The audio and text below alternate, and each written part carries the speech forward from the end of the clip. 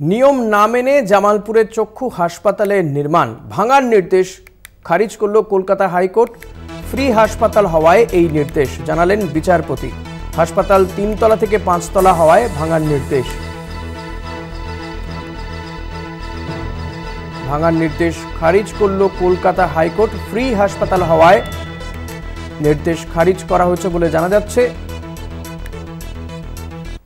জামালপুরের চক্ষু হাসপাতাল, কিন্তু সেখানেও নিয়ম মানা হয়নি, তাই ভাঙার নির্দেশ দেওয়া হয়েছিল, কিন্তু সেই নির্দেশ খারিজ করল কলকাতা হাইকোর্ট।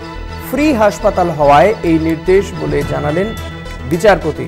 হাসপাতাল 3 তলা থেকে 5 তলা হওয়ায় ভাঙার নির্দেশ দেওয়া হয়,